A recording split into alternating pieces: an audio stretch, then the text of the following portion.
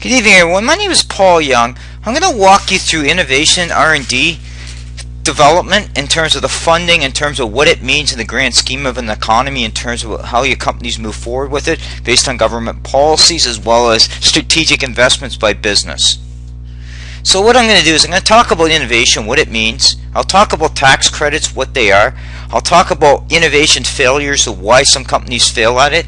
I'll talk about analysis of R&D, where the money's been spent year over year. I'll talk about how Canada is in terms of its world ranking. And then I'll talk about a little about what's required to move forward. When we talk about anything in presentations I do, I always lead out with a disclaimer. This is just my view of things from my years of experience in terms of what's required to move companies forward and an economy forward. Myself as a presenter, I've got 25 years in business, so my perspective is both from a financial solution perspective as well as from academia as well as industry. So I kind of understand what it takes to compete, and that's what's driving this presentation. So what is innovation? Basically, in a nutshell, it's taking an idea from incubation, from starting to market. So a lot of people are very bright people. They have the ability to take things, an idea, but they have a difficulty to get it to market. And this is what this discussion will be talking about. How do you do that to move an economy forward, to create that next generation of jobs and support the economy and expansion? Now, like anything else with innovations, there's typically failures or flaws that happen. Sometimes they're product flaws. Sometimes companies push products out the door before they're ready. That leads to a lot of pressure that customers are not interested in this product, or you can also create a lot of ill will with customers. Product launches. You do not do a proper product launch in terms of a market strategy, how you go to market with it. You must understand how many customers would want to adopt this new technology. So the overall understanding of when you do your product launches, who's really going to adopt it can also cause failures. Misunderstanding demand.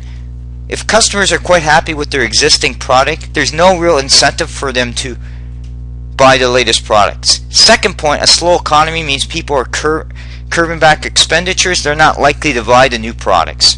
Okay, and we're seeing that all the time as you go out to the internet. You're seeing the Internet of Things. You're seeing different technology come out that people want to get it, but it all becomes down to budgets, and it also becomes down to, is it really what they want to spend now? And is it a stable technology? In Canada, we have taxation programs. They're a form of tax credits that businesses claim as part of the money spent that bring a product to market, and they're basically called incentives. You're more than apt to go out into the CRA site to look at the programs, or go to a CPA site, and they'll actually give you more details on the programs. I won't go into specific details other than say there's tax incentives available. This graph is from the OECD. It basically shows you how Canada is paying direct government funding into R&D, and it shows you where Canada is in the middle of the road to it as compared to some of its peers. Like Korea seems to be leading the trend in terms of its percentages. This is a trend basically to show you where government and R&D money was spent. Business enterprises clawed back. Now let's stop it there for business enterprises. That's probably a misleading number, because some sectors I likely have invested in terms of the manufacturing sector, like automotive, maybe even food processing, clean technology. But where you're probably seeing where on the business enterprise where it's down is probably in the oil sands, the natural gas area, and the minings and metals area, because those sectors have seen low commodity prices that's driving it. But what you're seeing here, which is another good indicator here, is the government's provided innovation funds to support business, so the government's actually helping support some of those ideas. If you look at Canada's ranking overall, we're ranked number 11 in the world. But if you look at countries like China, Japan, US, they're leading it, right? But now, that's per dollar spent in terms of things, that what they're looking at. They're also looking at, if we look at percentages, Canada's done decently in terms of its percentage of GDP growth. We start in 2012, we were at 1.9%, and we've been pretty consistent on that. We seem to be around about 2% that we're spending. But if you look at other countries, like you look at Japan, they're spending close to 3.5%, almost double us. If you look at South Korea, they're spending almost double that. So you're seeing countries that really have looked at innovation and other things like automation, like Japan and South Korea. They're taking the lead in terms of development. So what is required as we move forward? Okay, well, multiple issues come into play. More access to capital, and that means either from the banking sector, from venture capital, to seed funding through government funding programs. So we have to look at it in a couple different aspects. So the two first bullet points kind of work together. Second thing is we probably want to create more research hubs, which means it's a spin-off of university, so we can culture those ideas of the graduate students of the university in a lab to allow them to go to market. Or we could take a small business who's got limited resources, piggyback on a university to kind of better streamline conditions to help them get those ideas to market.